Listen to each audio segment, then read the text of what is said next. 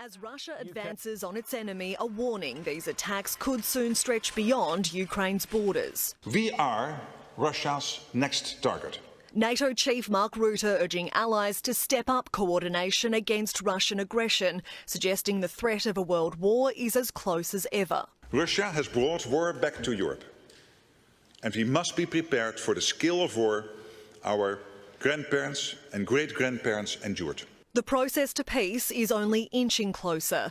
Volodymyr Zelensky met with US officials who he says want Ukraine to withdraw entirely from the Donbass region. That area would be demilitarised as a free economic zone. The Ukrainian leader wants assurances Russia won't take over, with any territorial concessions to be approved in a referendum and backed by robust security guarantees, including from Australia. And we underlined it impossible without Europe and all members of our coalition of the willing, from Canada to Japan, Australia and New Zealand. The updated 20-point plan now rests with Donald Trump before it even gets to Moscow, with word of an understanding on the agreement by Christmas. It's, a little bit complicated because you're cutting up land in a certain way. It's not the easiest thing. It's sort of like a complex real estate deal times 1,000. Unlikely the gift of peace is near.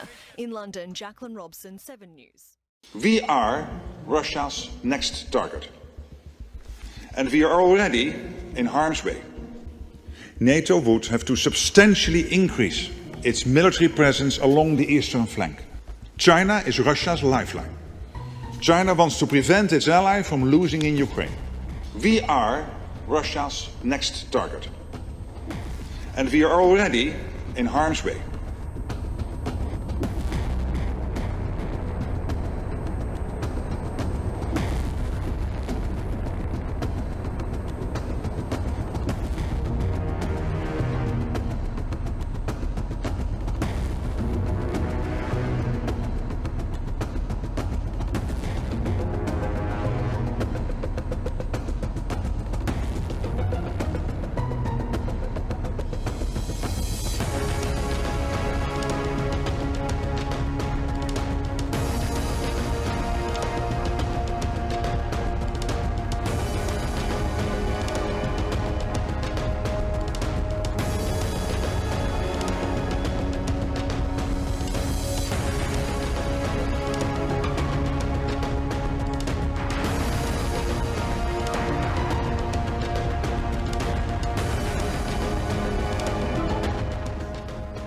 And how is Putin able to continue his war against Ukraine?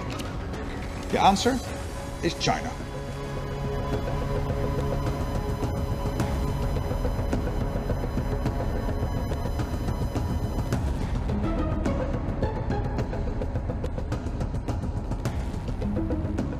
So far, Putin has only played the peacemaker when it suits him, to buy time to continue his war. President Trump wants to end the bloodshed now.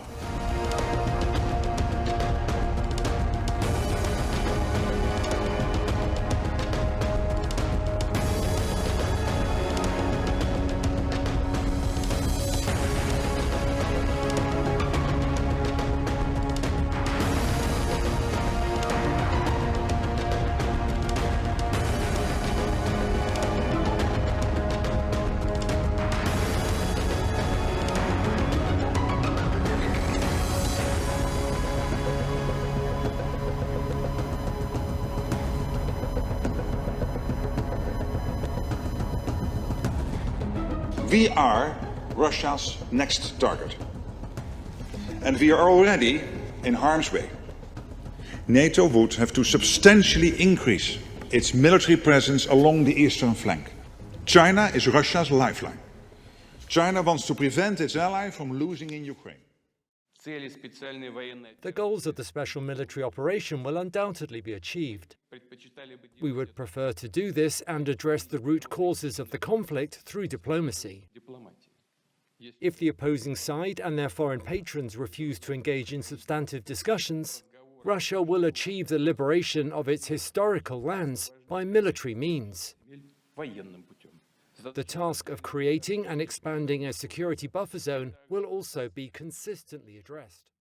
Mr. Joachim Bitterlich is a former German ambassador to NATO and former European diplomatic and security advisor to German Chancellor Helmut Kohl. He's now joining us live on this broadcast. Ambassador, thank you very much for your time. President Putin has warned Europe of consequences if the bloc decides to send troops to Ukraine. Your thoughts? Well, we are near the hardcore of the real negotiations between Washington and Moscow.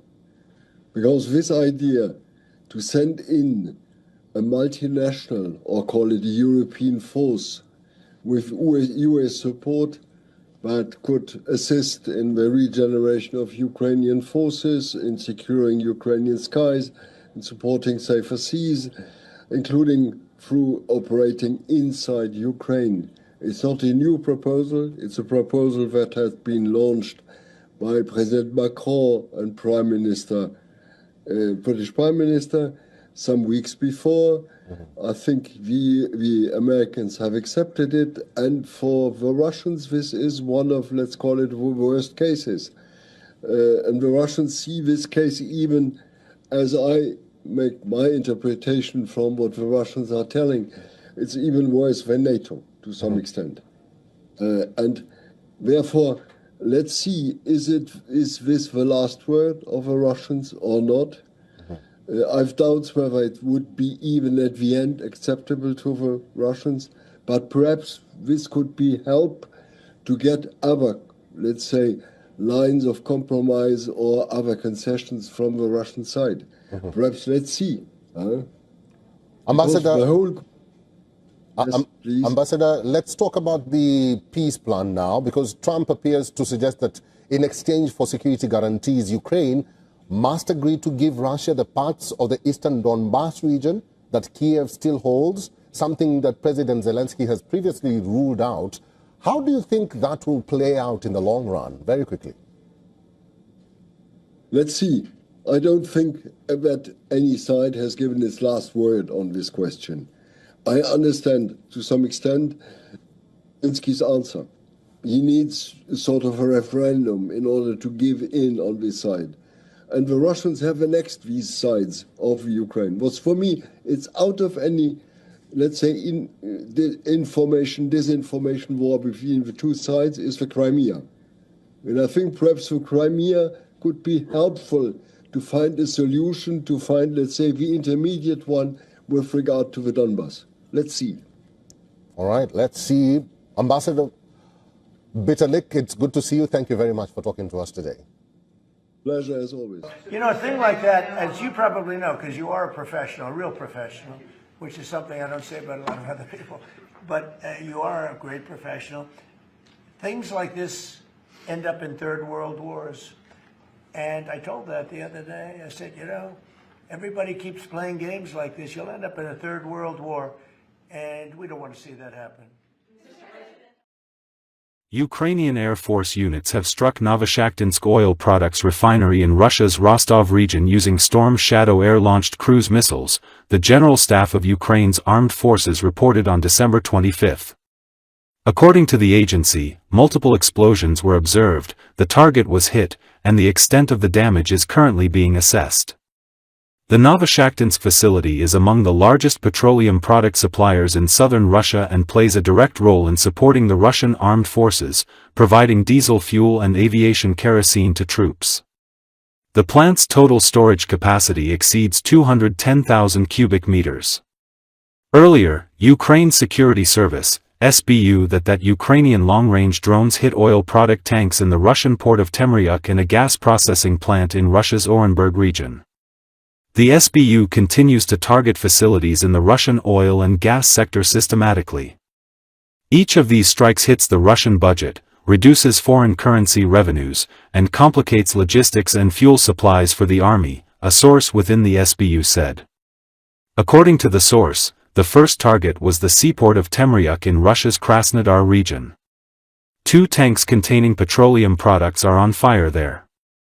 Subsequently, drones struck the Orenburg gas processing plant, which is the world's largest gas chemical complex, processing 37.5 billion cubic meters of gas per year.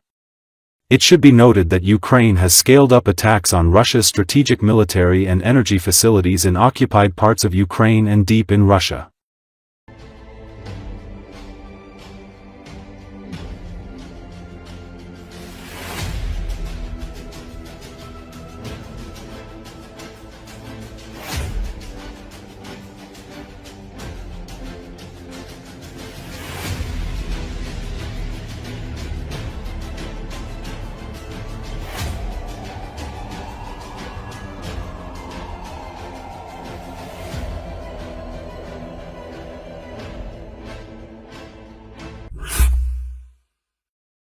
Recently, it was announced that Lieutenant General Sukhram Akhmedov, a hero of Russia, known for his love of meat assaults, has returned to the front.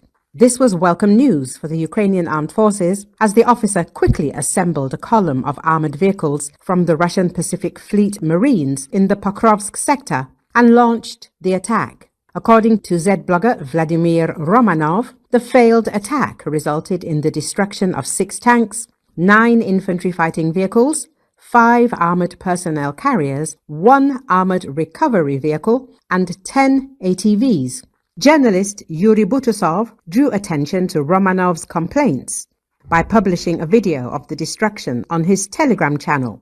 Romanov noted that one of the reasons for the defeat of the Marine occupiers near Pokrovsk was that their radar systems were working in the wrong direction or were not working at all. Thanks to the hero Akhmedov.